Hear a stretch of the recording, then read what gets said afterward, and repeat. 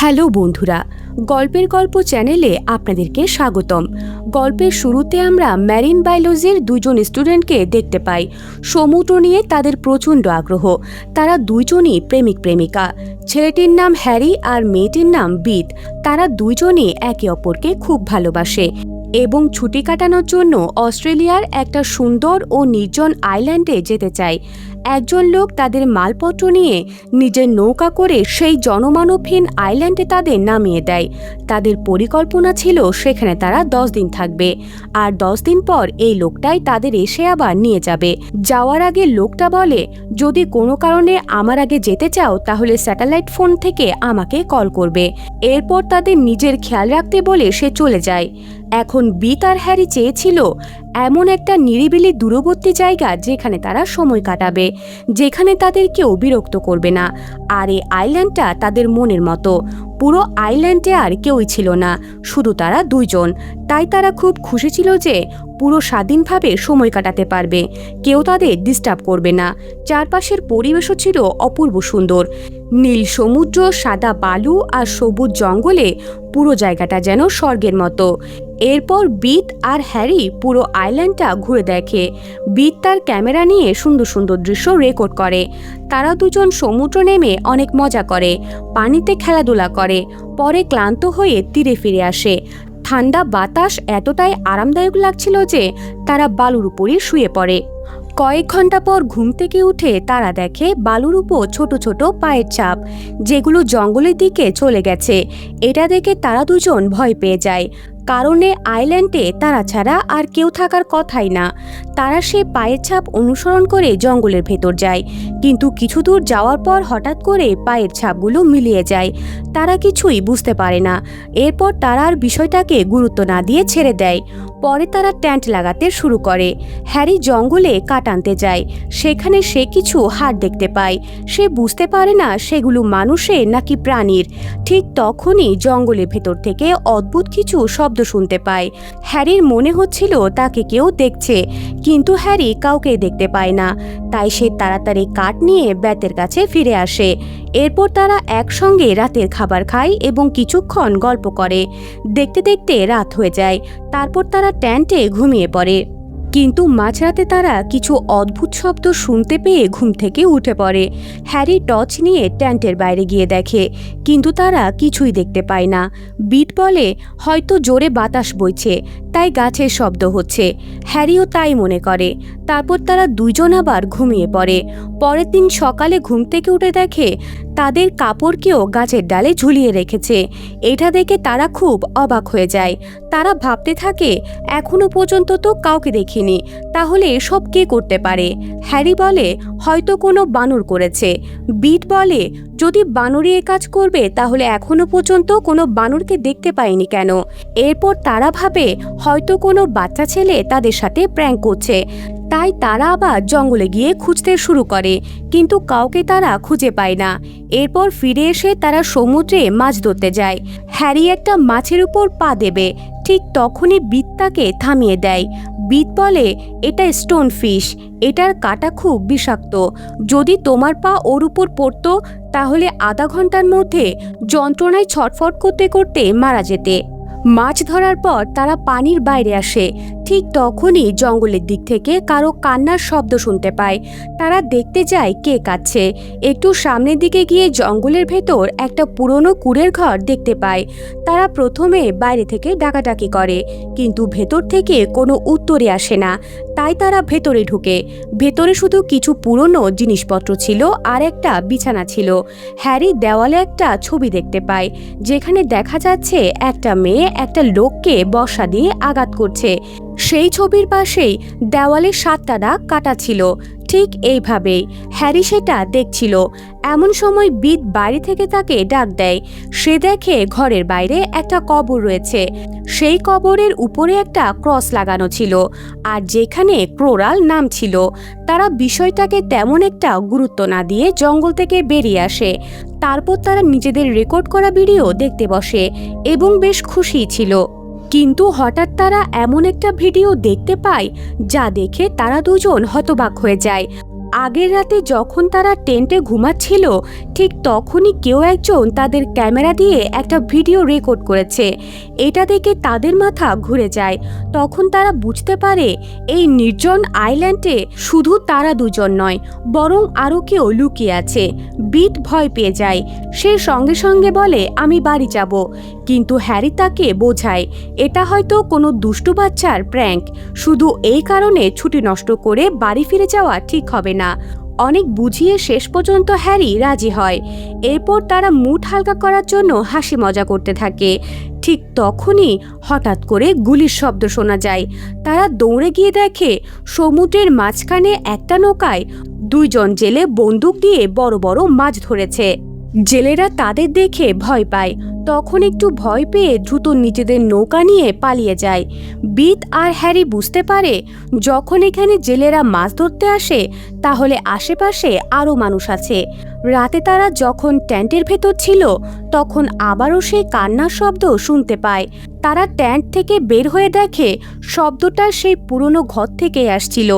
Harry একটু ভয় পেয়ে যায়, কিন্তু বিটকে বলে, তুমি এখানে থাকো, আমি টর্চ নিয়ে দেখে আসি। হ্যারি ঘরের কাছে গিয়ে দরজা খুলতেই যাবে, ঠিক তখনই বিট চুপচাপ তার পিছনে এসে দাঁড়িয়ে যায়। এতে হ্যারি ভয় পেয়ে যায়।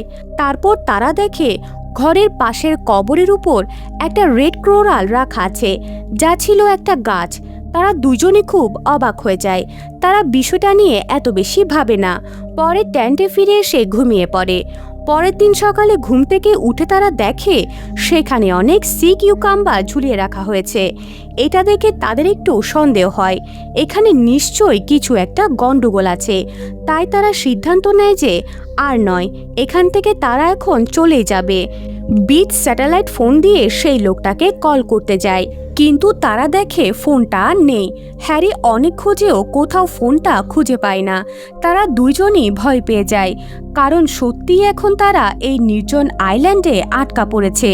ঠিক তখনই জঙ্গলের ভেতর থেকে মিউজিকের শব্দ আসে। তারা সেখানে গিয়ে দেখে সেই দুই জেলে সেখানে বসে আছে। এরা সেই লোক যারা আগের দিন বন্দুক দিয়ে মাছ ধরেছিল। বিট আর হ্যারির সন্দেহ হয় যে এরাই হয়তো তাদের স্যাটেলাইট ফোনটা চুরি করেছে। তারা ফোনটা ফেরত চায়, কিন্তু জেলেরা তাদের বাসা বুঝতে পারে না। তখন হ্যারি রেগে গিয়ে তাদের উপর চিৎকার করে আর খারাপ কথা বলে। এতে জেলেরাও খুব রেগে যায়। একজন জেলে হ্যারিকে মারধর করে আর অন্যজন বিটের সঙ্গে অশুভ আচরণ করতে শুরু করে। এতে তারা দুইজনই ভয় পেয়ে সেখান থেকে পালিয়ে যায়। পরে যখন জেলেরা নৌকা নিয়ে ফিরে যাচ্ছিল তখন বিট আর হ্যারি জঙ্গলে গিয়ে তাদের জিনিসপত্র তল্লাশি করে, কিন্তু সেখানে তারা ফোনটা খুঁজে পায় না। এরপর হ্যারি সাঁতরে চুপচাপ নৌকায় পৌঁছে আবারও ফোনটা খুঁজতে শুরু করে, কিন্তু দুর্ভাগ্যবশত একজন জেলে তাকে দেখে ফেলে। সে হ্যারির উপর হামলা করে তাকে আহত করে অজ্ঞান করে দেয়। এরপর তারা হ্যারিকে টেনে আবারও আইল্যান্ডে নিয়ে আসে। রাতে দেখা যায় বিট আর হ্যারিকে তারা গাছের সঙ্গে বেঁধে রেখেছে আর তাদের মুখও কাপড় দিয়ে বাঁধা হয়েছে। দুইজন জেলে মদ খেতে খেতে তাদেরকে গালিগালাজ করছে। একজন জেলে বিটের সঙ্গে অসভ্য আচরণ করতে শুরু করে আর অন্যজন দাঁড়িয়ে দাঁড়িয়ে সেটা উপভোগ করছিল। ঠিক তখনই জঙ্গলের ভেতর থেকে অদ্ভুত কিছু শব্দ শোনা যায়। শব্দ শুনে দুই জেলে বিট আর হ্যারিকে বাঁধা অবস্থায় রেখে জঙ্গলের দিকে চলে যায়। কিছুক্ষণ পর জঙ্গল থেকে গুলির শব্দ আর চিৎকার শোনা যায়। সেই সুযোগে হ্যারি অনেক কষ্টে নিজের বাঁধনটা খুলে ফেলে এবং বিটের দড়িও কেটে দেয়। তারপর তারা দুইজন দ্রুত লুকিয়ে পড়ে। ঠিক তখন তারা দেখে একজন জেলের অবস্থা খুব খারাপ আর অন্যজন তাকে নিয়ে ধরে ধরে ফিরে আসছে। তারা দুইজনই ভয় পেয়ে তাদের নৌকা নিয়ে সেখান থেকে পালিয়ে যায়। পরের দিন সকালে বিট ঘুম থেকে উঠে আহত জেলের রক্তের দাগ অনুসরণ করতে করতে জঙ্গলের ভেতরে যায়। সে দেখে সেই দাগগুলো তাকে পুরনো ঘরের দিকে নিয়ে যাচ্ছে। বিট ঘরের ভেতরে গিয়ে একটা পুরনো ডায়েরি খুঁজে পায় এবং পড়তে শুরু করে।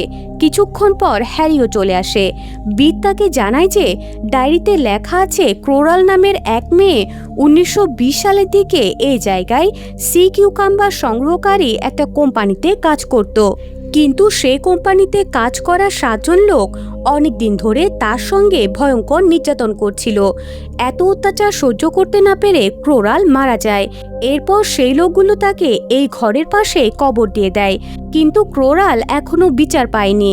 তার পাশে কেউ ছিল না, তাই তার আত্মা এই আইল্যান্ডে আটকে আছে। সে প্রতিজ্ঞা করেছিল প্রতিশোধ নিয়েই শান্তি পাবে। একে একে সে 7 জন লোককে নির্মমভাবে হত্যা করে, কিন্তু এত কিছুর পরেও তার আত্মার শান্তি মিলেনি। তার মনে সব পুরুষের প্রতি ঘৃণা জন্ম নেয়। তাই এখন এই আইল্যান্ডে যেই পুরুষই আসে, ক্রোরালের আত্মা তাকে হত্যা করে আর নিজের রাগ মিটায়, কারণ সে এখন একটা দুষ্টু আত্মায় পরিণত হয়েছে। হ্যারির কাছে এসব শুধু ভূতের গল্পই মনে হয়। সে কিছুতেই বিশ্বাস করতে চায় না, কিন্তু বিট বলে এসব সত্য। সে সমুদ্রের তীর থেকে কিছু সিল আর শঙ্খ এনে ক্রোরালের কবরটা সাজিয়ে দেয়। ঠিক তখনই ঘরের ভেতর থেকে অদ্ভুত কিছু শব্দ শুনতে পায়। এতে বিট বুঝে যায় ক্রোরাল আশেপাশেই আছে। রাতে বিট সবকিছু হ্যারিকে বলে। সে বলে, আমার মনে হয় ক্রোরালের আত্মা এখনো এই আইল্যান্ডে ঘুরে বেড়ায়। আমি যদি তার জায়গায় থাকতাম তাহলে আমিও এটা করতাম। কিন্তু হ্যারি এখনো বিশ্বাস করে না। সে বলে, যদি ক্রোরাল পুরুষদেরকে মেরে ফেলতো তাহলে আমি এখনো বেঁচে আছি কেন? সেই রাতে বিট আর হ্যারি ট্যান্টের মধ্যে ঘুমাচ্ছিল। মাঝরাতে হঠাৎ করেই তাদের ঘুম ভেঙে যায়। বাইরে এসে তারা দেখে সেখানে নতুন করে 2টা কবর তৈরি হয়েছে। এটা দেখে বিট ভীষণ ভয় পেয়ে যায় এবং সে কাঁদতে থাকে। হ্যারি তাকে শান্ত করার চেষ্টা করে। পরের দিন সকালে তারা 2 জন মিলে কাঠ জোগাড় করতে থাকে যাতে আগুন জ্বালানো যায়, কারণ স্যাটেলাইট ফোনটা চুরি হয়ে গেছে। তাই তারা এখন পুরোপুরি এই আইল্যান্ডে আটকে পড়ে আছে। তাই তাদের একমাত্র ভরসা ছিল আগুন জ্বালিয়ে ধোঁয়া তৈরি করা, যেন কেউ সেটা দেখে তাদের উদ্ধার করতে আসে। হ্যারি জঙ্গলে যায়। ঠিক তখনই সে পুরনো ঘরের ভেতর থেকে ফোনের রিং শুনতে পায়। সে দ্রুত ভেতরে গিয়ে দেখে তার স্যাটেলাইট ফোনটা সেখানে পড়ে আছে। ফোনে কল এসেছে, কিন্তু কোনো নাম্বার দেখা যাচ্ছে না। হ্যারি খুব অবাক হয়ে যায়। সে ফোনটা ধরে। ওপাশ থেকে সেই সময়কার আর্তনাদের শব্দ শোনা যায়, যখন ক্রোরালের উপর সেই 7 জন লোক ভয়ঙ্কর নির্যাতন করছিল। এটা শুনে হ্যারি খুব ভয় পেয়ে যায়। একই সঙ্গে তার প্রচণ্ড রাগও হয়। তাই সে ফোনটা মাটিতে ছুঁড়ে ভেঙে ফেলে। ঠিক তখনই ঘরের ভেতর থেকে জোরে জোরে হাসির শব্দ শোনা যায়, আর তার পরের মুহূর্তেই ক্রোরাল তার সামনে এসে দাঁড়ায়। হ্যারি খুব হতবাক হয়ে যায়। সে কিছুই বুঝতে পারে না কি হচ্ছে। কিছু বুঝে ওঠার আগে ক্রোরাল একটা ধারালো ছুরি দিয়ে হ্যারির উপর হামলা করে, আর সেখানেই হ্যারি মারা যায়। এরপর ক্রোরাল তার লাশটা টানতে টানতে নিজের কবরের পাশের গাছে ঝুলিয়ে দেয়। এদিকে বিট অনেকক্ষণ ধরে হ্যারিকে খুঁজে পাচ্ছিল না। সে চারদিকে তাকে খুঁজে এদিক ওদিক ঘুরতে ঘুরতে রাত হয়ে যায়। হ্যারিকে খুঁজতে খুঁজতে সে সেই পুরনো ঘরে চলে আসে, কিন্তু সেখানে তাকে পায় না। ঘর থেকে বের হওয়ার সময় তার চোখ পড়ে গাছে ঝুলে থাকা হ্যারির লাশের দিকে। তার শরীর থেকে রক্ত ঝরে ক্রোরালের কবরের উপর পড়ছিল। এই দৃশ্য দেখে বিট পুরোপুরি ভেঙে পড়ে। সে আর সহ্য করতে না পেরে অজ্ঞান হয়ে যায়। পরের দিন সকালে জ্ঞান ফিরলে সে দেখে হ্যারির লাশটা সেখানে নেই। ভয়ে সে দৌড়ে ক্যাম্পের দিকে যায়। সেখানে গিয়ে সে একটা নতুন কবর দেখতে পায়। তার মনে হয় এটা হয়তো হ্যারির কবর, যাকে ক্রোরাল কবর দিয়ে দিয়েছে। বিট ভীষণ ভয় পেয়ে যায়। সে দ্রুত কাঠের আগুন জ্বালিয়ে ধোঁয়া তৈরি করতে শুরু করে, যাতে কেউ সেটা দেখে তাকে উদ্ধার করতে আসে। ঠিক তখনই সে দেখে সমুদ্রের মাঝখানে একটা পাথরের চূড়ার উপর ক্রোরাল দাঁড়িয়ে আছে। বিট তাকে ডাকতে ডাকতে সমুদ্রের দিকে এগিয়ে যায়। হঠাৎ তার পা একটা স্টোন ফিশের উপর পড়ে যায়। সঙ্গে সঙ্গে বিষাক্ত কাঁটাগুলো তার শরীরে ঢুকে যায়। মুহূর্তের মধ্যে বিষ পুরো শরীরে ছড়িয়ে পড়তে শুরু করে। অনেক কষ্টে ছটপট করতে করতে সে তীরে ফিরে আসতে সক্ষম হয়। তখন সে বুঝতে পারে তার হাতে আর আধা ঘন্টাও সময় নেই। এরপর সে মারা যাবে। মৃত্যুর আগে সে হ্যারির সঙ্গে কাটানো সুন্দর মুহূর্তগুলো মনে করতে থাকে। 10 দিন পূরণ হওয়ার পর সেই লোকটা আবার আইল্যান্ডে ফিরে আসে বিট আর হ্যারিকে নিয়ে যাওয়ার জন্য, কিন্তু পুরো আইল্যান্ড ঘুরেও তাদের কোনো খোঁজ পাওয়া যায় না। লোকটা চারদিকে খুঁজতে থাকে। তারপর সে পুরনো ঘরটার ভেতর যায়, যেখানে একটা চেয়ারের উপর ডায়েরি রাখা ছিল। সে ডায়েরিটা হাতে তুলতেই পেছনে বিতকে দাঁড়িয়ে থাকতে দেখা যায়, কিন্তু বিত তো ইতিমধ্যেই মারা গিয়েছে। অর্থাৎ এটা ছিল বিতের আত্মা। পরের মুহূর্তে সে লোকটার উপর ঝাঁপিয়ে পড়ে এবং নির্মমভাবে হত্যা করে। শেষ দৃশ্যে দেখা যায় ক্রোরালের কবরের পাশেই আর একটা নতুন কবর তৈরি হয়েছে, আর সেটা আর কারো নয়, বিতের ছিল।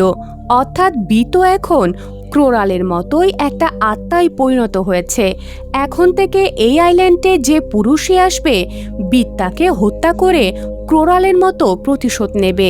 শুধু বিত একা নয়, ক্রোরালও তার সঙ্গে থাকবে। তারা দুইজন মিলে এই প্রতিশোধের ধারাবাহিকতা চালিয়ে যাবে। আর এভাবেই সিনেমাটা এখানেই শেষ হয়। তো বন্ধুরা, আজকের এই সিনেমাটা তোমাদের কেমন লাগলো অবশ্যই কমেন্ট করে জানাবে। ধন্যবাদ।